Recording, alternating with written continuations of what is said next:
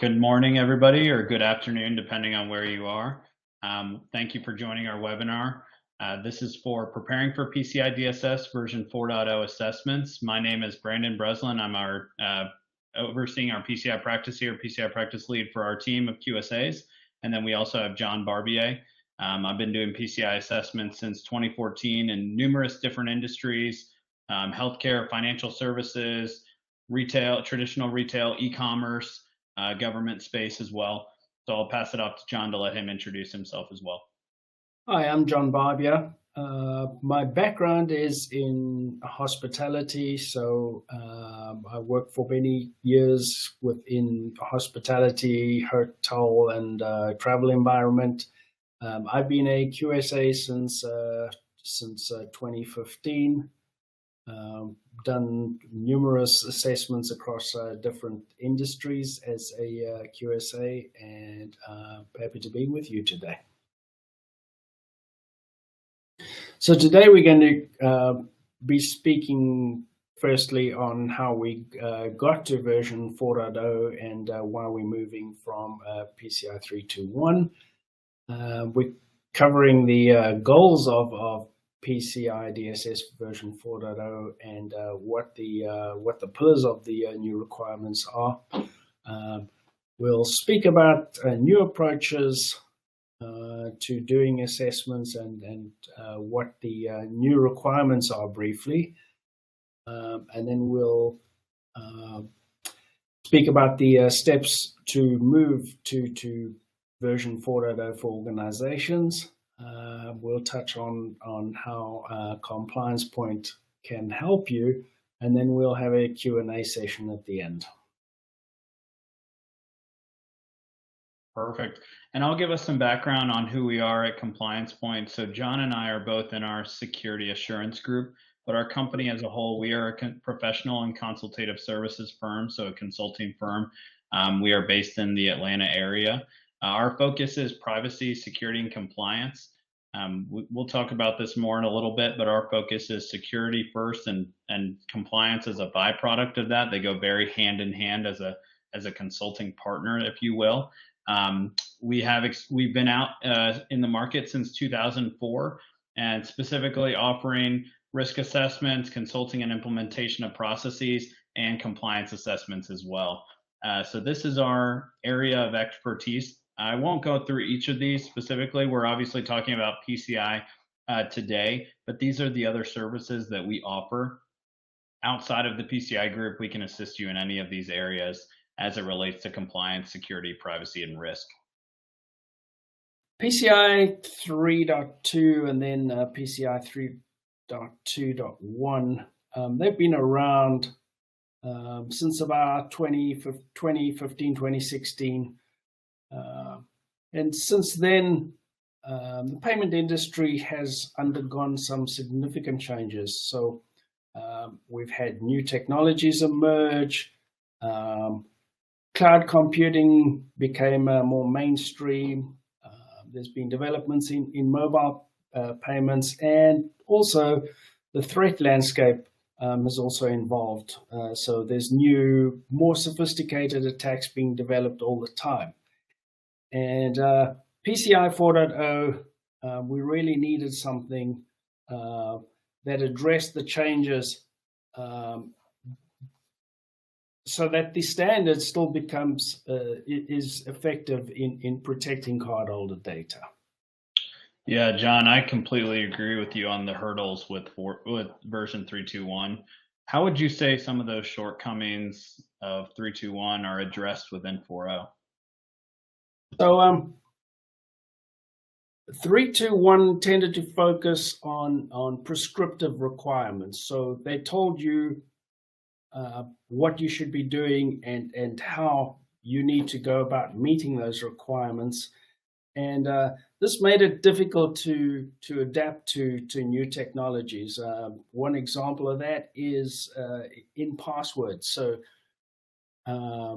some time ago, the password requirements changed. We learned a lot about what didn't work, misrecommended, made some recommendations that were that couldn't be implemented to the letter if you were sticking to PCI 3.2.1. PCI 4.0 is way more flexible and allows organizations to choose the best approach to meet the requirements based on their own specific circumstances. There was also a lack of focus on risk management. In 3.2.1, if you did an annual risk assessment and you saved the document for the auditors, that was about as much risk management that was involved. Whereas in 4.0, there is a lot more focus on risk management as opposed to prescriptive requirements. PCI 3.2.1 was a kind of a once a year assessment. PCI was something that that was seen as something that you do when you start an audit, and then you get the report and you put it to bed for 9 months until the next audit. So the lack of security, security is a continuous process, and compliance is a continuous process. That's been addressed by the changes to 4.0. PCI 3.2.1 didn't really focus on cloud computing. So 4.0 includes requirements for organizations that use cloud computing to process, store cardholder data. And then there was a lack of focus on emerging threats. So PCI 4.0 includes requirements for organizations to implement security controls to protect against these threats. So, Brandon, what are the new goals of PCI 4.0, and how are these relevant to the industry? Yeah, great question, John. So, as we move to the next slide here, specifically for the goals of 4.0. So you can see there's 4 goals out here: continue to meet the security needs of the payment industry, promote security as a continuous process, add flexibility for different methodologies, and enhance validation methods. So let's go ahead and dive into each of these. Specifically for continuing to meet the security needs of the payment industry, we all know it's constantly evolving. PCI DSS 4.0 includes updates to new threats and technologies and assets. There's specifically a few requirements that are related to this area, right, to address this pillar. New requirements for multi-factor authentication, stronger password requirements and options for flexible password requirements as well, password management, encryption of sensitive data changes. It also addresses emerging threats such as cloud computing that John mentioned earlier in the last slide, and mobile payments as well. So promoting security is a continuous process. Version 4.0 emphasizes the importance of continuous monitoring and the improvement of security controls. As it relates to specifically the new requirements there, requires entities to implement now a risk-based approach to security. This is a complete mindset shift of what it was previously in other standards from the PCI Council. So that is a good change that they're moving towards as a continuous process there. It means that entities must regularly assess their risk and implement controls to mitigate those risks, right? So we all know the risk landscape is constantly changing, need to evaluate those risks continuously. And then also requiring entities to have a plan for responding to and recovering from security incidents. We all see in the news continuously that there are new data breaches out there all the time. Like John mentioned earlier, compliance is not a one-time thing. It's continuous. It's always ongoing. Maintenance is always required. So flexibility for methods to achieve security objectives. This allows entities to choose the security controls that are most effective for their environment. So John, in a little bit, will touch on the options of customized approach instead of the previously only defined approach or prescriptive approach, rather than using a one size fits all, right? So every organization that's doing PCI is going to have a different approach that they do, whether they're working with a different QSA or doing it themselves. Based on their organization, they're going to have to look at things in different lights. So that flexibility is crucial. As it relates to the requirements, it's important because entities have different needs and resources as well. For example, a small business may not be able to implement the same security controls as a large enterprise.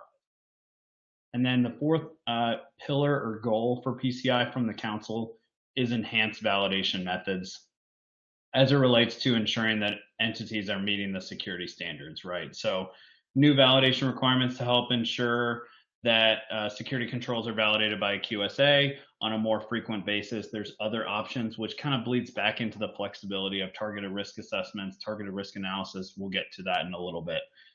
Now, let's talk about where we are in the transition to 4.0. So as it relates to the timeline here specifically, you can see we're on the later side of it. So obviously 4.0 is already out there. Specifically for us at Compliance Point, we are already undergoing 4.0 assessments, as many other QSAs that may be on the phone here are doing. 3.2.1 will be retired on 3/31, so March 31st of this upcoming year in 2024. The council has provided guidance out there that any assessment by 3/31/24 has to be completed by then if they're doing 3.2.1. So for us at Compliance Point, we're already moving all of our assessments over to 4.0. And then 2025 is the other big date to think about. So that is the future data requirements. We'll get into some of the newer requirements in a bit. But specifically for 3/31/2025, that is when the grace period ends for all new requirements. There are a couple requirements that are immediately needing to be implemented that we'll get to in a bit as well. But for most of the new requirements in 4.0, 3/31/2025 is that cutoff for when those new requirements have to be implemented. So new technical controls, new operational controls there. So John, to send it back over to you, before we talk about these new requirements, what should organizations do first? So I think, firstly, organizations need to identify and engage with key stakeholders. So both internally and externally to the organization. One of the changes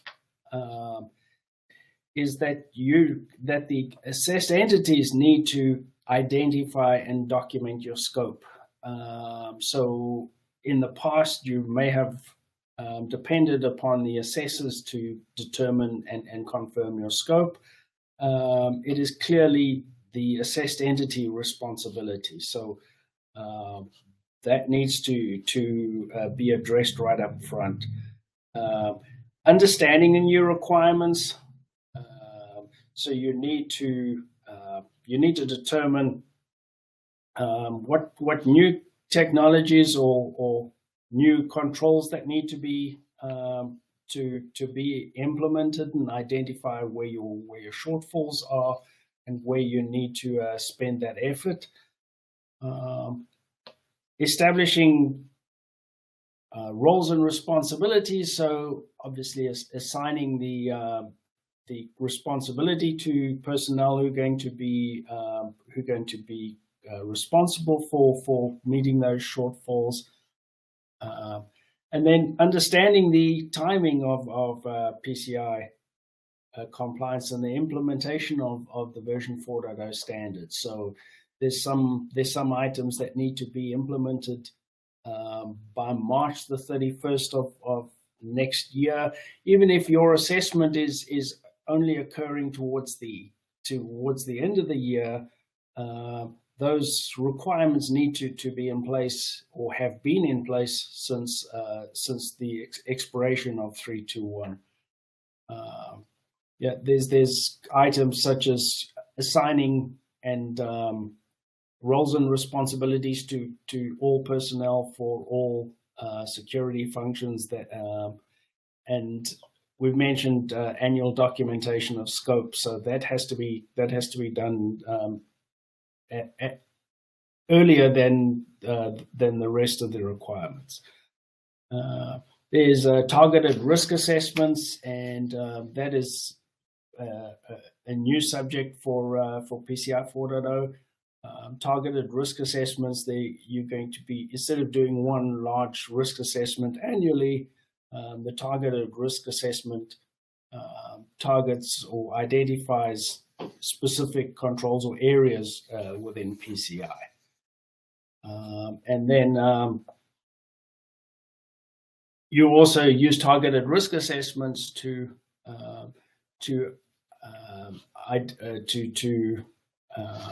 document the frequency of performing certain functions.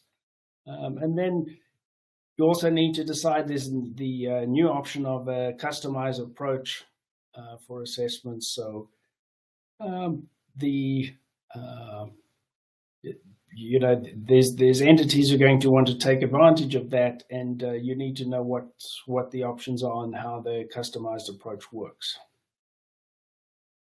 And I can also, if you don't mind, Lance, going back one slide there, I can add some more clarity into these key milestones as well, just to add on to what John mentioned. So as it relates, I'm just going to hit a couple of high points in each of these. So as it relates to stakeholder engagement, getting senior and executive management right out of the gate is critical, right? So communicating often, early and often as well, engaging with the QSA. So John and I are both QSAs. Compliance Point as a whole, we are a QSA company. There are many QSA companies out there.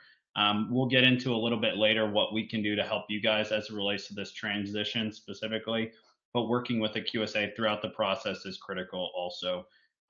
As John touched on, roles and responsibilities, that is one of the new requirements that has to be implemented right out of the gate in your first 4.0 assessment. So having those roles and responsibilities for each of the areas, right? Whether it's somebody or a team dedicated to system hardening, patching, logging and monitoring, user access, logical access, whatever it may be, defining those key areas and defining who is involved in each of those key areas. As it relates to reporting requirements, making sure that you are working with an acquirer or your customers to understand what your reporting requirements are, so that you can work with the QSA and tailor the assessment to what needs to be done for reporting. As it relates to the next bullet down there, the next milestone, documenting your scope, right? Assessing your environment against that scope, against the new requirements as well. So based on, because every organization, like I talked about earlier, has different needs, different resources, different goals and objectives. So based on what your organization's risk and security posture looks like and where you're trying to move in the future, documenting that scope and assessing it against the new requirements. Identifying, developing, and implementing a new transition plan for 4.0. That can go along with the timing requirements of the new requirements for where the grace period ends in March 31, 2025, as well as some of the new requirements of the roles and responsibilities and the documenting scope. Those are the two that have to be done immediately. But having a transition plan for all of the new technical and operational controls that have to be implemented by 2025. As it relates to some of the documents and configuration changes that may be done, looking at everything holistically, right? That would be our recommendation. Everything from network architecture, applications, security policies and procedures, looking at everything from the ground up of what needs to be updated, what needs to be changed, what needs to be added based on some of those 4.0 requirements. John talked about the targeted risk analysis process. That is a huge opportunity for especially the larger organizations where you may have more of a complex or different areas of risk that you have to evaluate, so that you don't have to follow that prescriptive defined approach. And then also the big key is the ongoing maintenance, and then moving into the full compliance validation process, which would be the annual assessments. John, to throw it back to you, what is a customized approach, and why would I want to use one, and maybe some of the differences between defined and customized here? So the customized approach, it gives you the flexibility to use innovative technologies and approaches to meet the requirements. So if we take the example of the password requirements and the NIST guidelines that were published, entities had difficulty implementing those, the new recommendations, and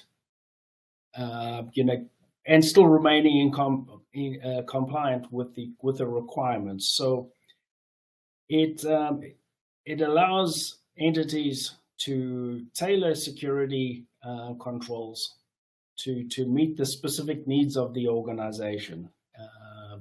It is really suitable for risk mature organizations. So I would imagine an organization that has a risk department that understands what the risks are to the data, as well as what the threats are to the organization, and can build effective controls around that.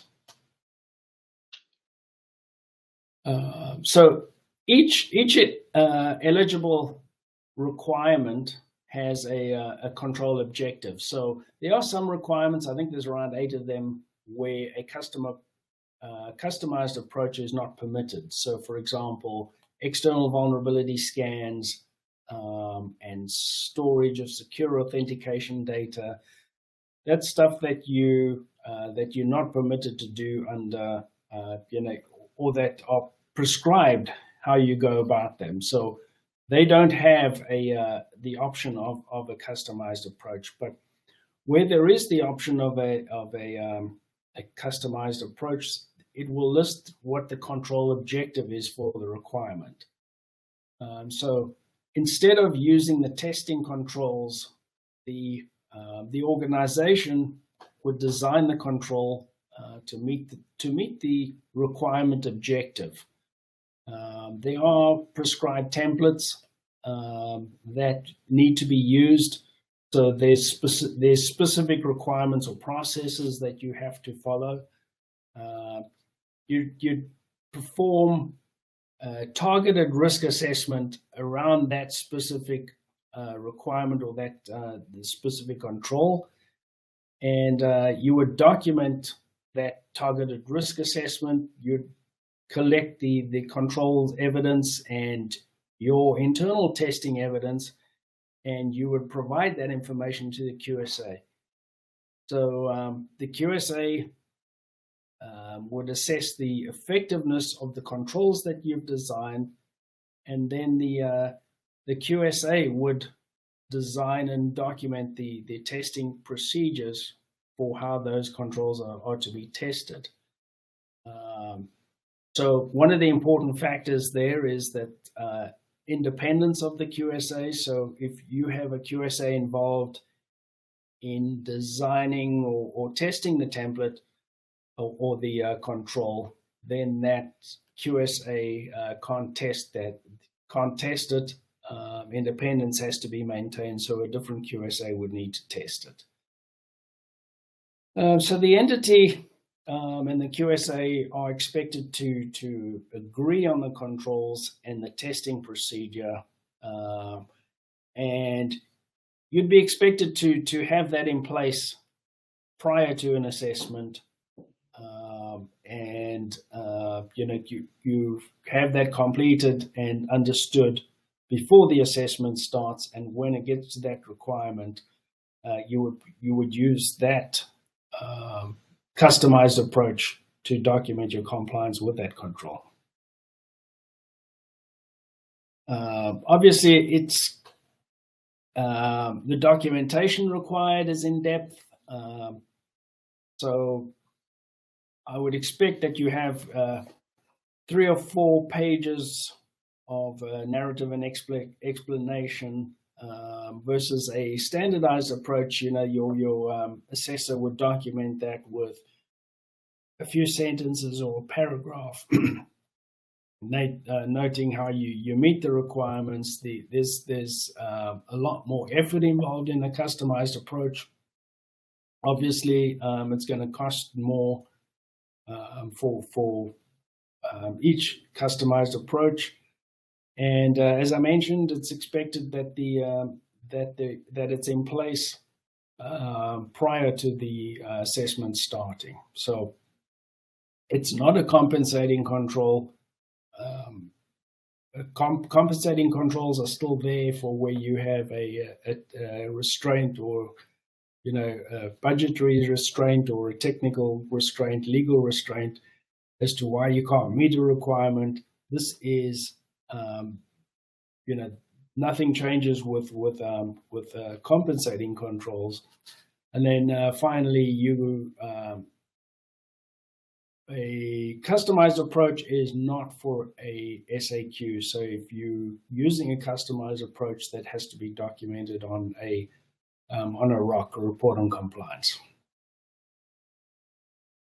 So Brandon, for 321 expiring in March of 2024, what requirements do I have to have in place by then? Yeah, great question, John. So I touched on it a little bit earlier. There's two primary requirements that have to be implemented at the time of March 31, 2024, which would be, let's say you're doing a new assessment or your first PCI DSS assessment. It would have to be implemented by then, assuming your ROC date is after, or your as of compliance date for your ROC or SAQ would be after 3/31, 2024.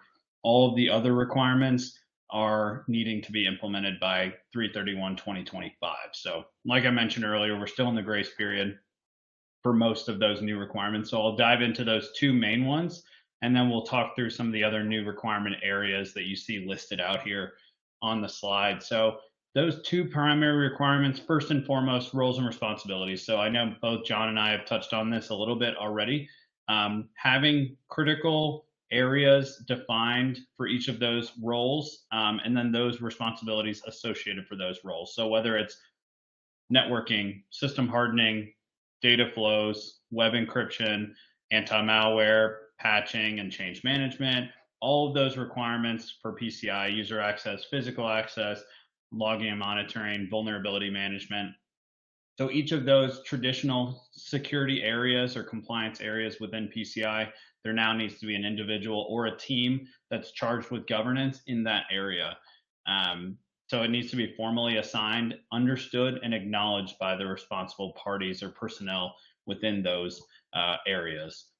The other main requirement is the documentation of the scope. So all traditional merchants or other organizations complying with PCI outside of service providers need to do this every 12 months, having it updated. So for 4.0 assessments, it's most likely going to be almost all merchants' first time formally documenting this.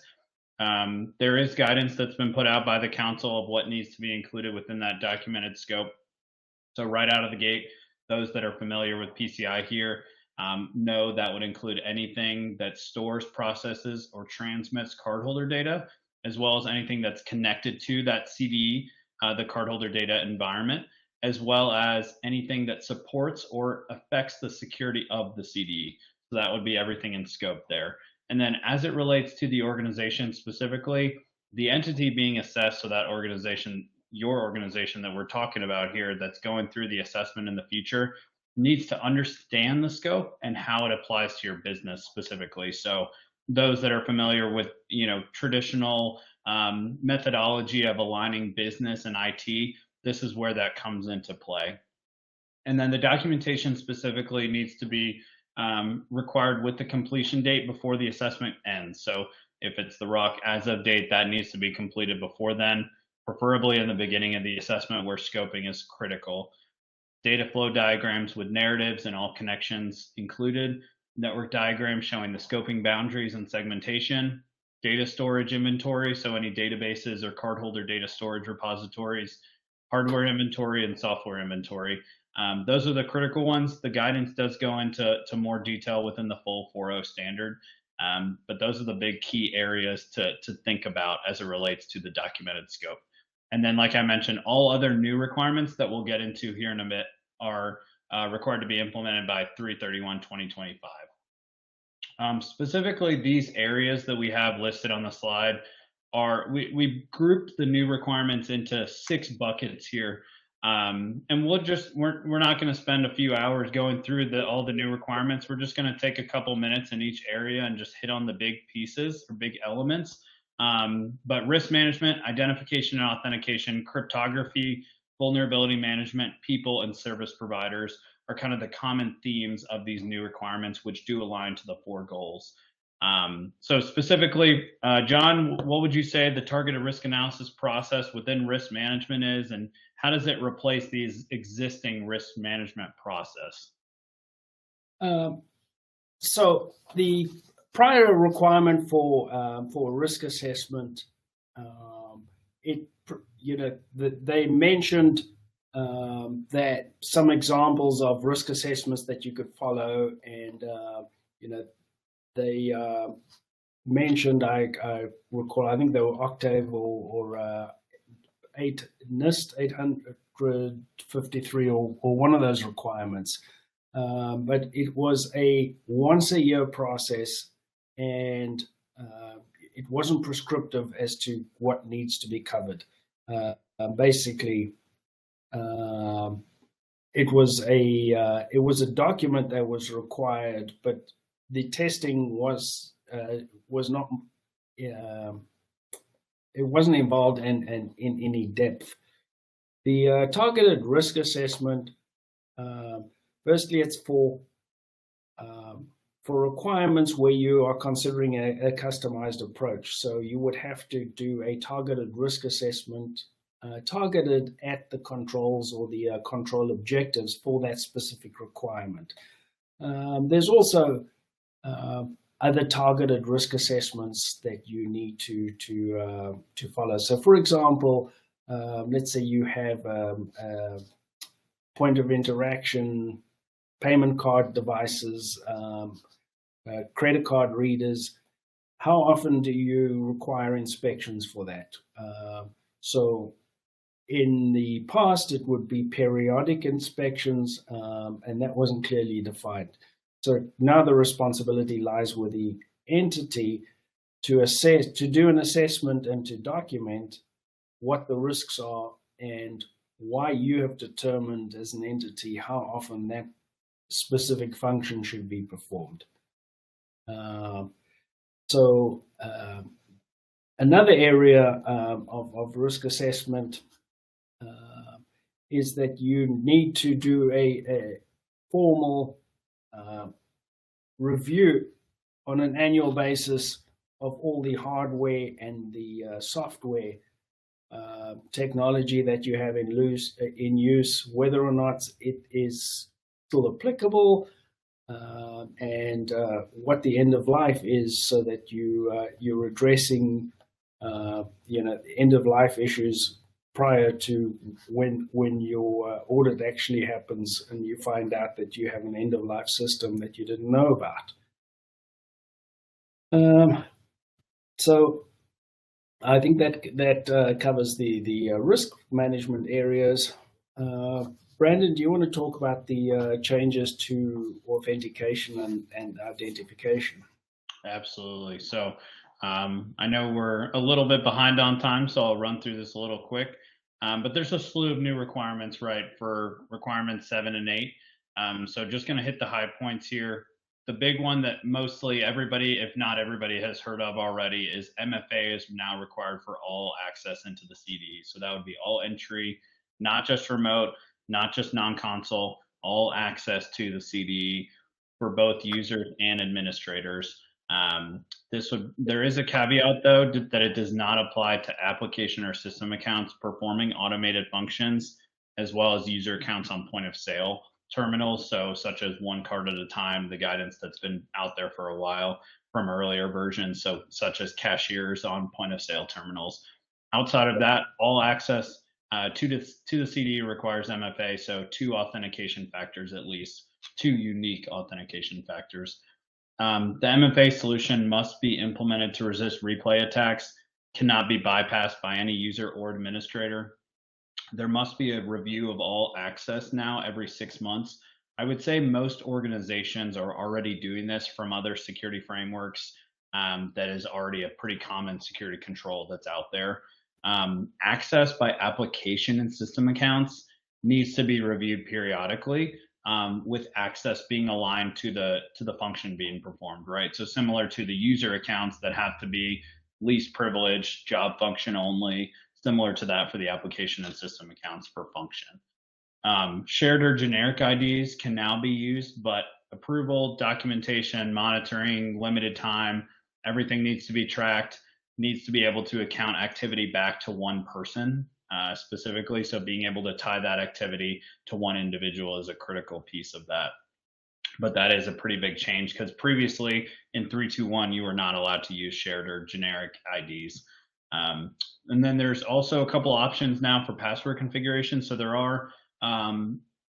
there is flexibility for password requirements as it relates to how often they need to be changed. So previously it was passwords need to be changed every 90 days or more often. Now there is the option of dynamic analysis of real-time access that can be changed or that can be leveraged, I should say. So if somebody's accessing the environment, that can be analyzed in real time instead of having to change every 90 days or less. And then there's also some stronger password requirements. So every password or passphrase now has to be at least 12 characters unless the system does not support it. If that's the case, then it needs to have 8 characters as well. So that's just the high points of requirements 7 and 8, which relate to identification and authentication. Um, John, protecting cardholder data is a core pillar of PCI, right? So what are the changes around cryptography and encryption?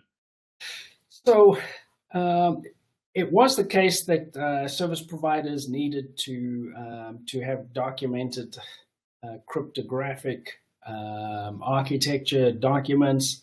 So that's expanded somewhat. You need an inventory of keys and certificates that are used to transmit cardholder data. You need to do an annual assessment as to whether the cryptography in use is still robust enough so that you don't have any surprises when older cryptography is retired. Certificates need to be valid and not expired.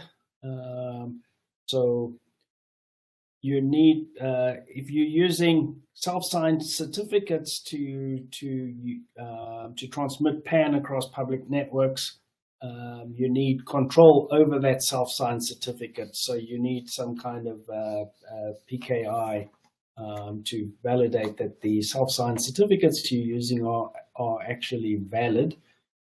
If you're using hashing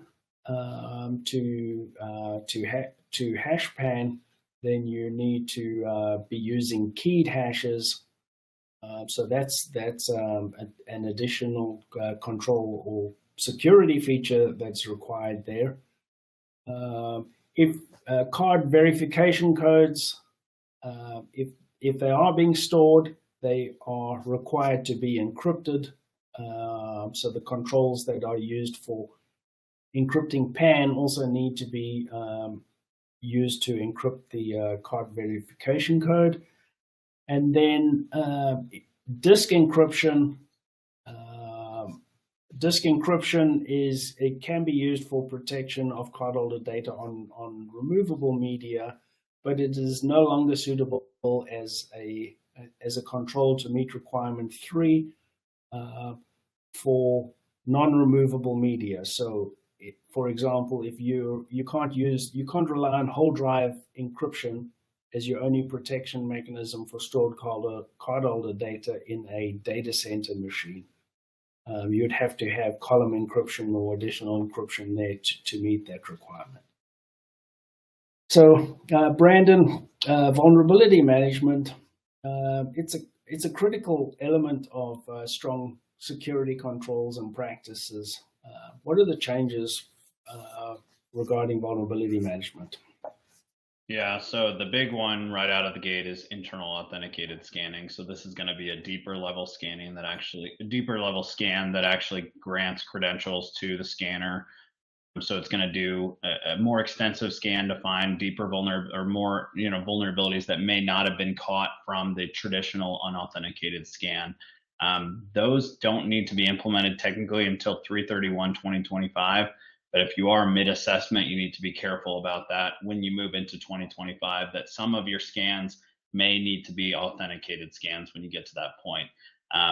Our recommendation is to go ahead and move to that as early as you can so that you can get that deeper level scan to understand what true vulnerabilities are out there that may not have been caught in the past. To run through quickly the other ones, process to address vulnerabilities that are not high and critical. So previously in 321, there was the frequency that was required for high and critical vulnerabilities. So now you have to, be concerned with timing of the moderates and the lows, which I know every organization was already concerned about that, but that's now a requirement for addressing those and based on a frequency that you feel is necessary or appropriate for your organization. Technical controls and operational controls for addressing phishing, so anti-phishing controls for all personnel. Inventory of code repositories, so for custom and bespoke software with patching details as well. Inventory of payment page scripts with detection of tampering within the customer's browser or the consumer's browser. Change and tamper detection mechanisms on HTTP headers of payment pages on web servers. I know that's a big one as well that's out there. And again, most of these are 2025 requirements. Technical and operational controls need to be put in place for preventing copying of cardholder data over remote connections. That is a big one for, especially e-commerce merchants that may be using backend servers for storage and copying over. That can no longer be the case anymore. Removable media must be scanned or monitored by anti-malware.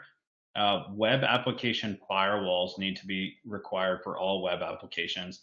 Based on the security posture in 2023 already, what we normally see already is web applications have those web application firewalls that they're already sitting in front of anyways.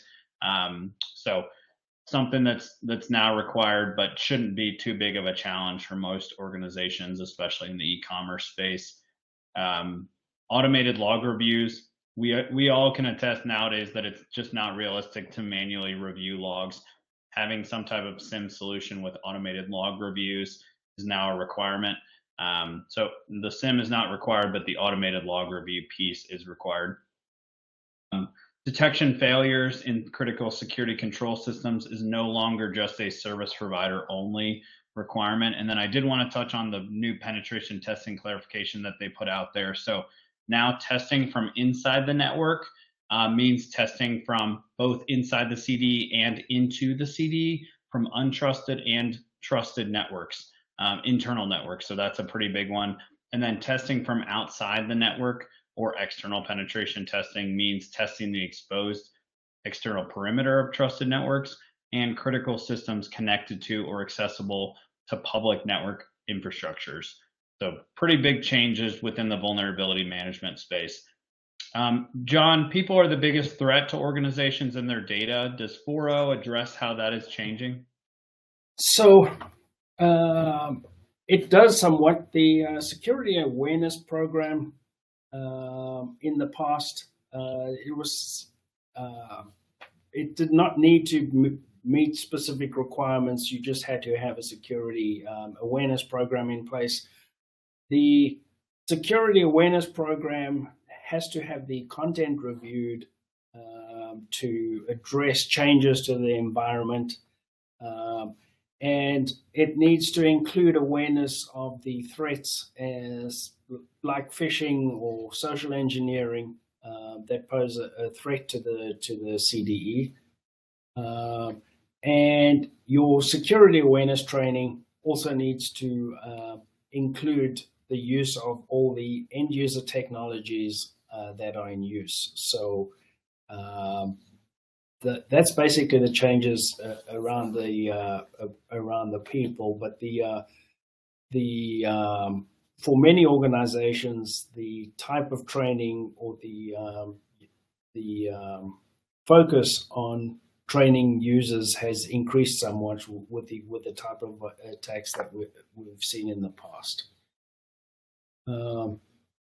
So, Brandon, we spoke about service providers, and vendor management is a point of emphasis in security and compliance.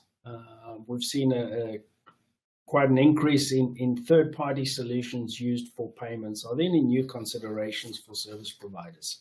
Yeah, you're absolutely right, John. We have continued to see service providers on the rise that need to be compliant with PCI, providing new platforms out there to the merchant space as well as to the consumer space. So there is an increased scrutiny of the requirements and some big changes to the requirements specifically for service providers. The number one out of the gate is the documented scope needs to be done every 6 months. So we talked about what needs to be included in documented scope. For specifically for service providers, that needs to be updated every 6 months, not 12 months for other merchants.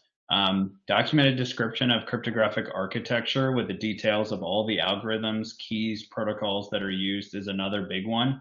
IBS and IPS techniques that need to detect, alert, and prevent covert malware channels, communication channels such as DNS tunneling is a pretty big one. The new real-time access option for passwords and passphrases that I talked about earlier is also available for service providers now. And a big one is just the common theme and mindset from the council that service providers need to continue to support their customers' compliance efforts. So that would be making sure you're providing an AOC as well as a responsibility matrix. I know sometimes that gets lost in translation, but if you're a service provider, really focusing on that responsibility matrix, outlining each of the new requirements, the full set for 4.0, and calling out what is the responsibility of the service provider, the customer, or the organization being assessed, or is there a shared responsibility there? Or are there any other third parties involved in that process? Specifically for multi-tenant service providers, there's also a pretty big new requirement that, from our experience, has already been happening in the industry, but now it's more formalized. And that is a requirement to either provide penetration testing results to the customer or the third party that needs those, that's using that multi-tenant service provider, or allowing the customer to do a pen test on that environment specifically. So those are the big hitters. There's a slew of other new requirements for service providers, but those are the big ones. So, what are Um, the steps that an entity would need to follow to move from 3.2.1 to 4.0? Absolutely. So I know we've hit on the big ones, right? I mean, identifying the key stakeholders, identifying roles and responsibilities, establishing those processes, communicating early and often, engaging everyone that needs to be on the team, and educating the organization, your organization, on those new requirements, working through a transition plan, implementing new controls, testing those controls, validating those controls, determining if you need any customized approach objectives that have to be followed. John talked about the 6 requirements that cannot be used for the customized approach. So identifying which ones you want to go down the customized approach, identifying targeted risk analysis, so the frequency based requirements. If you traditionally there were specific milestone frequencies that had to be followed, now the council gives that flexible option of determining how often you want to comply with the control based on the organization risk, security posture, and risk appetite. There is some documentation to follow with that if you're going down the targeted risk analysis route for a few of those requirements, as well as the customized approach. There's new documentation you have to conduct on that. And then after everything has been done there, you've validated all the new controls, operational controls, technical controls, you're ready to do the full PCI assessment, making sure you're working with a QSA there. Working with a QSA throughout the process, right, is critical. Making sure that you're following the guidance from the council, making sure that you're addressing each of the requirements individually so that you're ready to get a compliant report on compliance and AOC. As it relates to ongoing maintenance as well, like John mentioned earlier, compliance is not a one step, it's a year-long process. Compliance orchestration is continuing to move in that space. It's promoting security as a continuous process. It's ongoing. The ongoing maintenance needs to happen. John, I know we have a few organizations listening in, so I'm going to talk about how Compliance Point also can assist them. So for any of those that that have not done a PCI assessment before, we can help you. At Compliance Point, we are a QSA firm, like I talked about earlier. John is one of our senior QSAs on the team. We follow this three core methodology here of identify, mitigate, and manage, right? So as it relates to risk, security, and compliance, we believe that security is the focus and compliance is a byproduct of that, right? So if you're a current customer of ours, we offer the bridge assessment process that I know we've talked with you guys about. That is an opportunity for us to do an inquiry only evaluation of the new requirements. Because we just completed the 321 assessment, we can leverage some of that detail and the evidence that we have to go through and evaluate those new requirements and talk through that from a consultative hand-in-hand approach.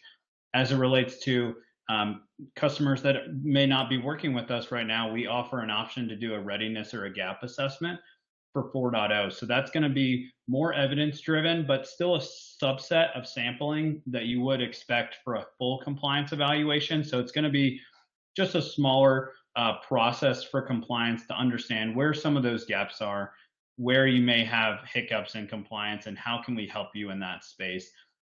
Moving forward, after we identify any issues that may arise from that, we have a full implementation team that's organizationally independent from our PCI QSAs that can perform dynamic consulting, assist in the creation of policy and procedures, development, all the way up through actually direct implementation of those controls or operational directives that need to be put into place.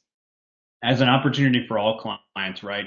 We moving into that management space, we offer a year-round compliance orchestration process, or PCI as a service, for ongoing maintenance. We use a best-in-class GRC tool that we've partnered with that provides direct development opportunities that they're continuing to add more features to as we are building it out for our 4.0 programs. Our customer feedback has been tremendous on that platform, and it works with other common security frameworks that are not just PCI, so NIST, CIS, CMMC, SOC, ISO, HIPAA, HITRUST, you name it, that GRC tool has it. So that's a big process that we're undergoing right now. So for anybody that may be interested in that, feel free to reach out to John and myself, and we can get you slated on board for that. Overall, PCI DSS, just to wrap it up, I know we've talked about a lot of changes here. We're here to help you make a smooth transition, follow these key areas and milestones and steps that we've talked about, and we can assure you that you're going to have a smooth transition into 4.0. So we appreciate your time. Thank you for your attentiveness, and we can open it up for Q&A as well. And we put some links here as well if you want to connect with us over social media too and follow us. So we have some questions. Brandon, I see that I'm going to let you answer the first one. I know you mentioned March the 31st. Our assessment is window is coming up soon, and we're deciding if we should move ahead to 4.0 for this one or keep doing version 3.2.1. What would you recommend as we get closer? Perfect. Thanks, John. Yeah, since we're now in November today, we are recommending all of our customers and any other organizations that are out there that to go ahead and move to 4.0, right? Today we've talked about some of those steps that make sense for what you should do first. And since we're already getting close to that 3/31 timeframe by the council that we talked about earlier, it is highly recommended that you go ahead and move to 4.0. I will reiterate that most of the new requirements are future dated. So let's say you're doing an assessment for 4.0, you don't necessarily need to have those new technical or operational controls implemented at the time of your ROC date, right? So at the time of your compliance date, you don't necessarily need to have all of those controls that are the new requirements implemented by then. John, to pass it over to you, another question that came in, are there any different impacts for companies using SAQD instead of a QSA? So the timing of the requirements and the applicability of all of the requirements are the same, whether you're doing a self-assessment or whether you're doing a full assessment with a QSA and you're doing a ROC. I think one important difference that comes to mind is that if you're doing a customized approach or you're considering a customized approach, that is not supported in self-assessments. So if you wanted to go ahead with self-assessment, you would not be able to use any of the customized approaches. Otherwise, the rest of the requirements are equally applicable.